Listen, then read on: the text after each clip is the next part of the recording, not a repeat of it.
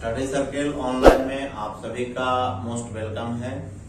और आज हम लोग एक नए टॉपिक की शुरुआत करने जा रहे हैं और इस टॉपिक का नाम है कार्बन और कार्बन से संबंधित यौगिक।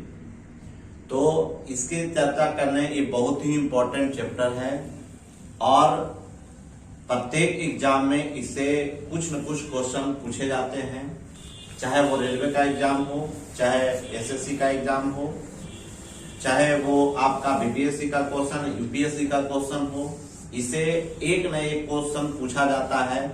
इसलिए ये टॉपिक ही बहुत ही महत्वपूर्ण है। केमिस्ट्री में 2-3 चैप्टर बहुत महत्वपूर्ण होते हैं, एक धातु और अधातु और दूसरा कार्बन एवं उसके यौगिक। तो आज हम जिस टॉपिक की चर्चा करने जा रहे हैं वो है, टॉपिक का नाम कार्बन एवं उसके यौगिक। तो आप इसको शुरू से अंत तक देखना ना भूलेंगे और अगर अच्छा वीडियो लगेगा तो सब्सक्राइब करिएगा तथा बेल का आइकन बटन को दबाइएगा तथा साथ ही अन्य दोस्तों को भी इस वीडियो को शेयर करेंगे कि जिससे कि जितना से जितना लोगों को फायदा पहुंच सके। तो आज हम लोग जो जिस टॉपिक की चर्चा करेंगे उसका नाम है कार्बन एवं उसके यौगिक। तो आज हम लोग तो सबसे पहले जाने कि कार्बन, इसके वर्ग 4 के तत्व हैं। ये कार्बन जो है वर्ग 4 में रखे गए हैं। इस वर्ग में अन्य तत्व है कार्बन, सिलिकॉन, जर्मेनियम, टीन और सीसा। इसमें मैं चर्चा कर देना चाहता हूं कि कार्बन ये अधातु तत्व है। दूसरा आपका 2 तत्व आपको जो है ये आप उपधातु है और तीसरा जो आपका है ये चौथा, तो ये आपका धातु तत्व है, धातु तत्व है। तो इस वर्ग में चूंकि आपका वर्ग 4 में 3 तरह के तत्व आ गए। एक जो है अधातु होंगे जो कार्बन है, दूसरा उपधातु होंगे जिसका उपयोग हम लोग अर्धचालक के रूप में करते हैं, सिलिकॉन और जर्मेनियम। और जो 2 अन्य तत्व हैं वो आपका धातु है, जैसे टीन हो गया और सीसा हो गया। पूछा जाता है कि सबसे कम सुचालक कौन होता है, तो सीसा होता है। तो आज के टॉपिक में हम लोग कार्बन की परमाणु संख्या आपका 6 होती है। कार्बन की परमाणु संख्या कितनी होती है? 6। वर्ग कितना में रखा गया है? 4। आवर्त कितना है? 2। इसका इलेक्ट्रॉनिक विन्यास हम लोग देख लें। इलेक्ट्रॉनिक विन्यास, तो इलेक्ट्रॉनिक विन्यास आपका हो जाएगा 2 और 4। 72 कक्षा के इलेक्ट्रॉन को वर्ग कहेंगे, जो आपका 4 हुआ। कक्षा की संख्या गिन लेंगे, वो आवर्त हुआ, जो आपका आवर्त कितना है? 2। ये कार्बन एक ऐसा तत्व है जो आपका धातु और अधातु दोनों तरह का बिहेव करता है। ये धातु तत्व से भी संयोग करता है, अधातु तत्व से संयोग करता है। कार्बन समावयवता का गुण प्रदर्शित करता है, कार्बन अपर रूप का गुण प्रदर्शित करता है। कार्बन खुली श्रृंखला, बंद श्रृंखला, शाखित श्रृंखला का निर्माण करती है, जिसके कारण कार्बन जो है अत्यधिक यौगिक की रचना करते हैं। और कार्बन चूंकि सभी जगह पाए जाते हैं, इसलिए कार्बन को सार्वभौमिक तत्व भी कहते हैं। अब हम लोग देखते हैं कि गुण प्रॉपर्टी में कार्बन की मात्रा 0.02% है। कार्बन ग्रुप प्रॉपर्टी में कार्बोनेट के रूप में, हाइड्रोजन कार्बोनेट के रूप में, कोयला के रूप में, पेट्रोलियम के रूप में पाए जाते हैं। तथा वायुमंडल में कार्बन डाइऑक्साइड के रूप में पाए जाते हैं, जिनकी मात्रा सीमित कर दी गई है, वह है 0.03%। लेकिन आज जो है वायुमंडल में कार्बन डाइऑक्साइड की प्रतिशत 0.3% हो गया है, जिससे जो है हमारा वातावरण असंतुलित हो गई है। आज जो है हमारा कार्बन जो है ग्रीन इफेक्ट प्रभाव से हमारा जो मौसम जो है अनुकूल नहीं चल पा रहा है, जिसके कारण तरह तरह की बीमारियां भी फैल रही है। अब जैव शक्ति का सिद्धांत है जिसको हम लोग बीटल फोर्स थ्योरी कहते हैं। जैव शक्ति के सिद्धांत का प्रतिपादन बर्जीलियस ने किया था। ये जैव शक्ति का सिद्धांत है सर कि कोई भी पदार्थ, कोई भी यौगिक प्रयोगशाला में नहीं बनाया जा सकता है, बल्कि एक महान परिवर्तन के द्वारा बनाए जाते हैं। लेकिन अब जो है कुछ दिनों के बाद इस सिद्धांत को अंत कर दिया गया और पहला यौगिक जो है यूरिया बनाया गया, जिसका सूत्र होता है NH2CO NH2। अब हम लोग देखेंगे कि पहला कार्बनिक यौगिक क्या था, यूरिया, जिसका सूत्र होता है NH2CO NH2, जिसको हम लोग कार्बामाइड कहते हैं। चूंकि हम लोग जानते हैं कि कार्बन के बहुतम कक्षा में 4 इलेक्ट्रॉन है, इसलिए ये ना तो इलेक्ट्रॉन का त्याग करेंगे ना तो इलेक्ट्रॉन का ग्रहण करेंगे, इसलिए कार्बन सह संयोजक का गुण प्रदर्शित करते हैं, अर्थात कार्बन सह संयोजक बंधन का निर्माण करते हैं। इसलिए आपका ये ना तो इलेक्ट्रॉन का त्याग करेंगे और ना तो इलेक्ट्रॉन का ग्रहण करेंगे, बल्कि कार्बन जो है इलेक्ट्रॉन का साझा करके यौगिक बनाते हैं, इसलिए इससे बने यौगिक को सह संयोजक यौगिक भी कहते हैं। इसका मतलब कार्बन जितने भी जुड़े रहेंगे वह सह संयोजक का गुण प्रदर्शित करेंगे। अब हम लोग देखते हैं कि कार्बन के 2 समस्थानिक 6C12 6C14। समस्थानिक का मतलब होता है जिनकी परमाणु संख्या समान हो तथा संरचना परमाणु संख्या समान, परमाणु भार भिन्न भिन्न हो, तो उसको हम लोग कहते हैं समस्थानिक। 6C14 रेडियो सक्रिय समस्थानिक होते हैं। किस प्रकार के होते हैं? रेडियो सक्रिय समस्थानिक होते हैं। क्या करें कार्बन के अपर रूप। सबसे पहला अपर रूप समझ लें, एलोट्रॉपी। वैसे पदार्थ जिनके रासायनिक गुण समान हो लेकिन भौतिक गुण भिन्न भिन्न हो, अपर रूप कहलाते हैं। ऐसी घटना को अपर रूपता कहते हैं। अपर रूपता का मतलब हुआ आपका कार्बन विभिन्न रूपों में पाए जाते हैं। जैसे हम लोग हीरा और ग्रेफाइट, हीरा और ग्रेफाइट का अगर संकेत पूछा जाए तो सी ही होता है, कोयला का संकेत पूछा जाए सी ही होता है। तो इस तरह से जो भी आपका कार्बन का रूप है वो उसका संकेत सी होगा, लेकिन वह उसका भौतिक गुण जो है आपका भिन्न होगा। तो अभी हम लोग कार्बन के अपर रूप पर चर्चा करें। जैसे कार्बन के 2 अपर रूप हैं, एक आपका रवेदार और दूसरा आपका बेरवेदार। इसको इंग्लिश में क्रिस्टलाइजेशन कहते हैं और इसको जो है इंग्लिश में हम लोग नॉन क्रिस्टलाइजेशन कहते हैं।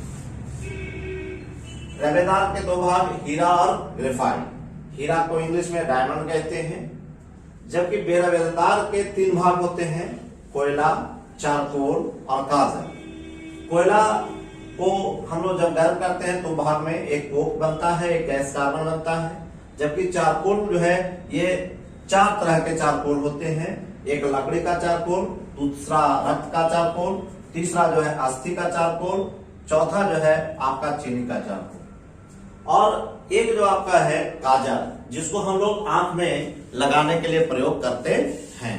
तो इस प्रकार से ये कार्बन के अपर रूप हुए। ग्रेफाइट की चर्चा करेंगे। ग्रेफाइट कार्बन का एक अत्यंत उपयोगी अपर रूप है, जिसमें कार्बन के परमाणु षटकोणीय परतों के रूप में व्यवस्थित रहता है, अर्थात इसका आकार जो है षटफलकीय होता है। नेक्स्ट हीरा। हीरा प्राकृतिक पदार्थ में सबसे कठोर पदार्थ है, जबकि यह कार्बन का सबसे शुद्ध रूप कहा जाता है, जिसकी संरचना समचतुष्फलकीय होती है। जबकि ग्रेफाइट की आकृति कैसी होती है? षटफलकीय, और कार्बन की आकृति कैसी होती है? समचतुष्फलकीय होती है। काला हीरा को गोल्ड हीरा कहा जाता है। अब हम लोग ग्रेफाइट का उपयोग देखते हैं। तो पहला ग्रेफाइट का उपयोग है, चूंकि इनमें मुक्त इलेक्ट्रॉन होते हैं, जिसके कारण यह विद्युत के सुचालक होते हैं, और विद्युत के सुचालक होने के कारण इसका उपयोग इलेक्ट्रोड बनाने में किया जाता है। दूसरा, कागज में रगड़ने पर काला निशान छोड़ने के कारण इसका उपयोग पेंसिल में तथा काला रंग बनाने में भी किया जाता है। तीसरा, ढीली परतदार संरचना के कारण इसका उपयोग मशीन के पार्ट पुर्जों में शुष्क स्नेह के रूप में किया जाता है। साथ ही यदि परमाणु रिएक्टर में मंदक के रूप में ग्रेफाइट का प्रयोग किया जाता है तो उस रिएक्टर को परमाणु पाइल रिएक्टर कहते हैं। नेक्स्ट अब है हीरा का उपयोग। चूंकि हीरा प्राकृतिक में सबसे कठोर होने के कारण इसका उपयोग हम लोग चट्टान में छेद करने के लिए, कांच को काटने के लिए और जो है आभूषण के रूप में, साथ ही यह विद्युत का उच्चालक भी होता है। तो इस प्रकार से हीरा और ग्रेफाइट का जो है उपयोग हम लोग देख लिए। अब हम लोग चलेंगे इसके आगे टॉपिक में हाइड्रोकार्बन पर चर्चा करेंगे। तो कार्बनिक यौगिक का वर्गीकरण करेंगे। कार्बनिक यौगिक का वर्गीकरण दो भागों में किया गया है। एक भाग को खुली श्रृंखला वाले यौगिक या इसी को एलिफैटिक यौगिक कहते हैं। दूसरे भाग को बंद श्रृंखला वाले यौगिक या चक्रीय यौगिक कहते हैं, जिसको साइक्लिक कंपाउंड भी कहते हैं। तो सबसे पहले हम लोग खुली श्रृंखला वाले यौगिक की चर्चा करें। इसको भी दो भाग में बांटा गया है। एक आपका संतृप्त हाइड्रोकार्बन, इसी को एल्केन कहते हैं, जिसका सामान्य सूत्र CnH2n+2 होगा। हम लोग विस्तृत चर्चा भी करेंगे। असंतृप्त हाइड्रोकार्बन, जिसमें कार्बन के परमाणु डबल बॉन्ड या ट्रिपल बॉन्ड के द्वारा जुड़े रहेंगे। इसमें आपका दो यौगिक आएंगे, एल्कीन और एल्काइन आएंगे, जिसका सामान्य सूत्र CnH2n होता है और दूसरे का एल्काइन का CnH2n-2 होता है। अब हम लोग बंद श्रृंखला वाला यौगिक या चक्रीय यौगिक की बात करते हैं। इसमें आपका एक होता है समचक्रीय, जिसको होमोसाइक्लिक कहते हैं। दूसरे को कहते हैं हेट्रोसाइक्लिक, जिसको हम लोग विषम चक्रीय कहते हैं। सबसे पहले हम समचक्रीय को दो भाग में बांटते हैं। एक को एरोमेटिक, दूसरे को एलोसाइक्लिक। एरोमेटिक का मतलब होता है सुगंध। इसमें जो आपका होता है एरोमेटिक में, इसमें कार्बन की संख्या फिक्स कर दी गई है। जो आपका बंद श्रृंखला में रहेंगे तो कार्बन के 6 परमाणु रहेंगे, साथ ही एक कार्बन परमाणु दूसरे परमाणु के साथ सिंगल बॉन्ड और डबल बॉन्ड के द्वारा जुड़े रहेंगे, तथा कार्बन की संख्या मात्र 6 रहेगी। तो इस तरह के कंपाउंड को हम लोग एरोमेटिक कंपाउंड कहेंगे। तो पहला एग्जांपल हम लोग बेंजीन का देखें। दूसरा आपका समचक्रीय यौगिक में, इसमें कार्बन की संख्या कम भी रह सकती है। इसमें कार्बन की संख्या 3 से शुरू होगी, 3, 4, 5, 6। जो आपका यौगिक बनेगा वो आपका उसमें जो चक्र में रहेगा केवल और केवल कार्बन रहेगा, इसलिए इसको हम लोग एलिसाइक्लिक कहेंगे। इसका सूत्र होता है साइक्लोप्रोपेन C3 आपका H8। तो इस तरह से आपका C3H6 होगा।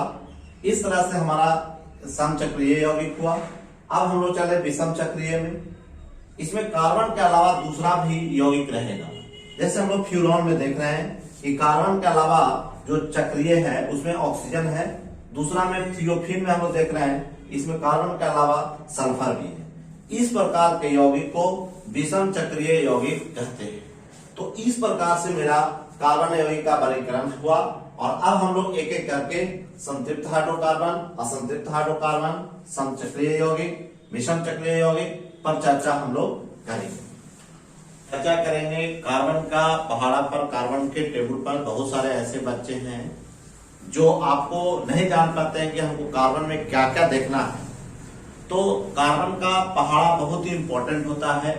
एक कार्बन को हम लोग मेथ कहते हैं, 2 कार्बन को एथ कहते हैं, 3 कार्बन को प्रोप कहते हैं, 4 कार्बन को ब्यूट कहते हैं, 5 कार्बन को पेंट कहते हैं, 6 कार्बन रहेगा तो हेक्स कहते हैं, 7 कार्बन रहेगा तो हेप कहते हैं, 8 कार्बन रहेगा ऑट कहते हैं, 9 कार्बन रहेगा नॉन कहते हैं, 10 कार्बन रहेगा डेक कहते हैं। इस प्रकार से हमारा 10 कार्बन हुआ। तो 10 का नाम जानना बहुत जरूरी है।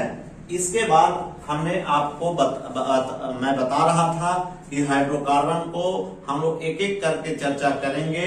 आज हम लोग एलिफैटिक यौगिक की चर्चा कर रहे हैं। एलिफैटिक यौगिक को 2 प्रकार के बताए थे, एक संतृप्त हाइड्रोकार्बन और दूसरा आपका असंतृप्त हाइड्रोकार्बन। तो अभी हम लोग संतृप्त हाइड्रोकार्बन की चर्चा करते हैं। वैसे हाइड्रोकार्बन जिसमें कार्बन कार्बन परमाणु जो है एकल बंधन के द्वारा जुड़े रहते हैं, तो इस प्रकार के हाइड्रोकार्बन को संतृप्त हाइड्रोकार्बन कहते हैं, जिसका सामान्य सूत्र CnH2n+2 होता है, जहां n बराबर 1 2 3 डैश डैश डैश। तो एग्जाम्पल, अगर एक कार्बन देंगे तो CH4 सूत्र बनेगा, जिसका नाम हुआ मीथेन। दो कार्बन हुआ तो C2H6 इथेन कहेंगे। इसका संरचना सूत्र भी बना दिए कि कैसे कार्बन कार्बन परमाणु सिंगल बॉन्ड से है। इसी तरह से तीसरा जो कार्बन C3H8 होगा, उसको हम लोग प्रोपेन कहेंगे। नेक्स्ट, असंतृप्त हाइड्रोकार्बन, अनसैचुरेटेड हाइड्रोकार्बन, वैसे हाइड्रोकार्बन जिसमें दो कार्बन परमाणु द्विबंधन या त्रिबंधन के द्वारा जुड़े रहते हैं, तो उसे जो है हम लोग असंतृप्त हाइड्रोकार्बन कहते हैं। यह दो प्रकार के होते हैं, एक आपका एल्कीन जिसका सामान्य सूत्र CnH2n होता है, दूसरा एल्काइन जिसका सामान्य सूत्र CnH2n-2 होता है। अब हम लोग एल्कीन चलते हैं। एल्कीन वैसे हाइड्रोकार्बन को कहते हैं जिसमें दो कार्बन परमाणु द्विबंधन के द्वारा जुड़े रहते हैं, तो उसे एल्कीन कहते हैं। इसका सामान्य सूत्र CnH2n होता है। एल्कीन की चर्चा करें, जिसका सामान्य सूत्र था CnH2n, जहां n बराबर 2 3 4 5 6। चूंकि हम लोग जानते हैं कि कार्बनिक यौगिक का नामकरण दो तरह से किया जाता है। एक होता है सामान्य नाम और दूसरा होता है यूपैक नेम। यूपैक नेम को हम लोग इंग्लिश में कहते हैं International Union for Applied Chemist. Alkane का सामान्य नाम और यूपैक नेम दोनों समान होता है, जबकि एल्कीन और एल्काइन का सामान्य और यूपैक नेम दोनों अलग अलग होते हैं। अब एल्कीन का सामान्य नाम अल्क प्लस अल्क का मतलब कार्बन की मात्रा प्लस E/Le जोड़े हैं, एल्कीलीन हो जाएगा। जबकि यूपैक नेम जो है अल्क प्लस E जोड़ेंगे तो एल्कीन हो जाएगा। जैसे हम लोग कहते हैं C2H4, जिसका हो जाएगा एथिलीन, C3H6 प्रोपिलीन, C4H8 ब्यूटिलीन। इसी प्रकार से हमारा एल्कीन का C2H4 रहेगा। तो कार्बन, चूंकि अल्क मतलब कार्बन होता है, कार्बन 2 है, इसलिए इसका एथ हो जाएगा, उसमें अंत में E जोड़ेंगे, उसका नाम हो जाएगा एथीन। इसी तरह से C3H6 है, तो इसका नाम चूंकि कार्बन 3 है तो प्रोपीन हो जाएगा। अब 4 रहेगा तो ब्यूटीन हो जाएगा। इस तरह से एल्कीन का कार्बनिक यौगिक का नामकरण होता है। हाइड्रोकार्बन जिसमें दो कार्बन परमाणु त्रिबंधन अर्थात ट्रिपल बॉन्ड के द्वारा जुड़े रहते हैं, तो उसे एल्काइन कहते हैं। इसका सामान्य सूत्र CnH2n-2 होता है, जहां n बराबर 2 3 4 5 6। समान नाम और यूपैक नेम अल्क प्लस Ne करेंगे तो उसका यूपैक नेम हो जाएगा। जैसे पहला आपका है C2H2, इसका सामान्य नाम एसिटिलीन होता है और इसका यूपैक नेम इथाइन। चूंकि कार्बन 2 है इसलिए एथ हो गया और उसके अंत में Ne जोड़ देंगे तो इथाइन हो जाएगा।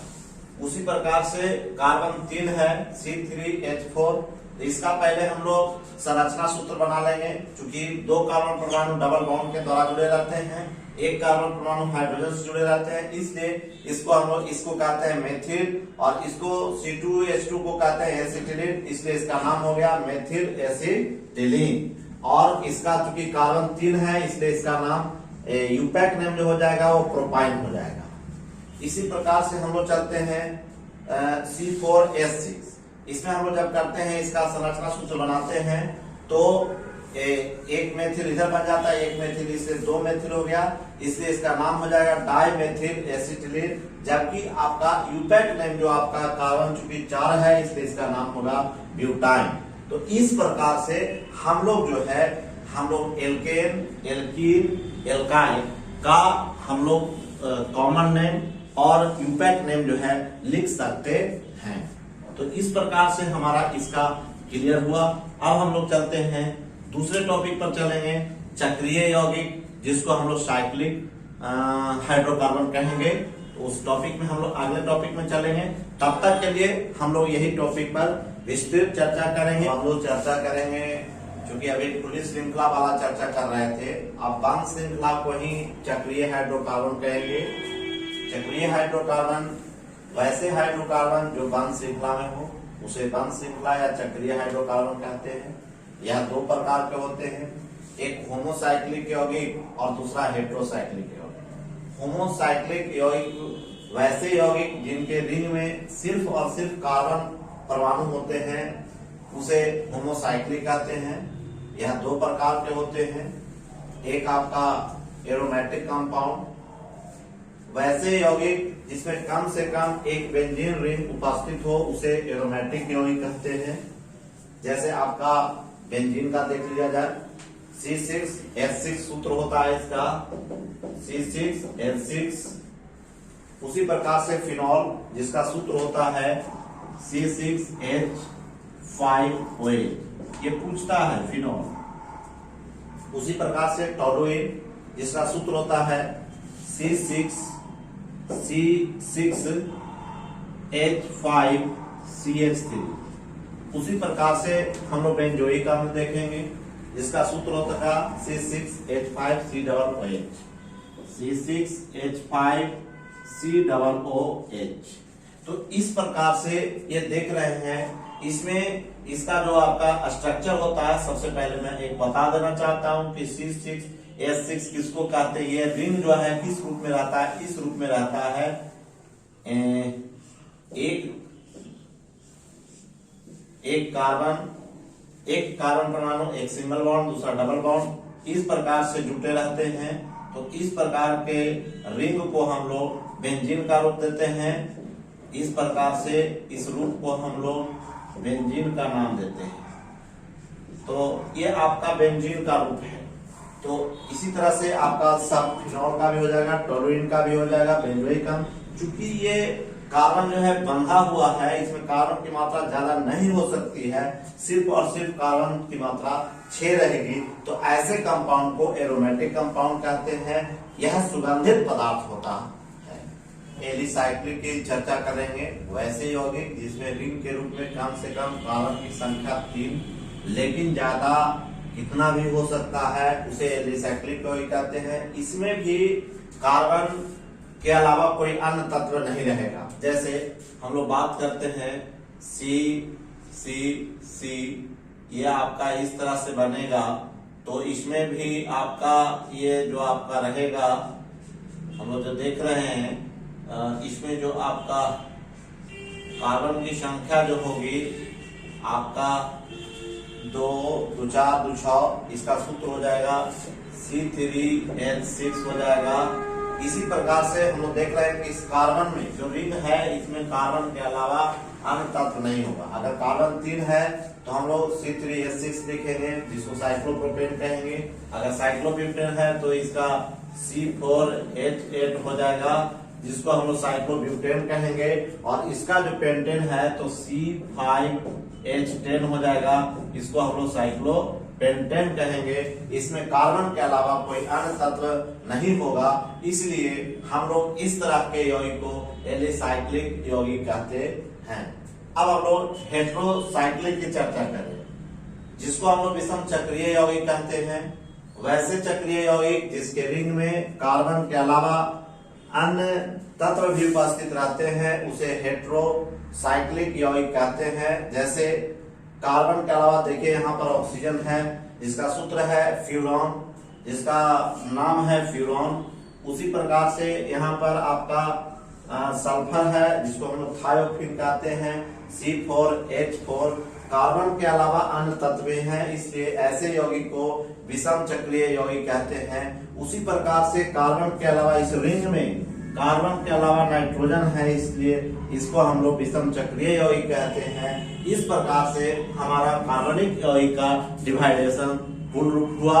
और अब जो है इस पर हम लोग 10 क्वेश्चन देखेंगे और उस पर आप बनाएंगे कि कितना आपने सीखा। तो इस प्रकार से हम लोग इस टॉपिक को समाप्त कर रहे हैं और अब हम लोग अगले टॉपिक में चलेंगे, जिसमें हम लोग कार्बन से संबंधित अन्य बातों की चर्चा करेंगे, जिसमें फंक्शनल ग्रुप की चर्चा करेंगे, समवायता की चर्चा करेंगे, आपका बहुलीकरण की चर्चा करेंगे, किण्वन क्रिया की चर्चा करेंगे, समजातीय श्रेणी की चर्चा करेंगे। तो इस प्रकार से हमारा अगला टॉपिक में हमारा कुछ टॉपिक है जो बहुत ही महत्वपूर्ण है, जो कार्बन से संबंधित है।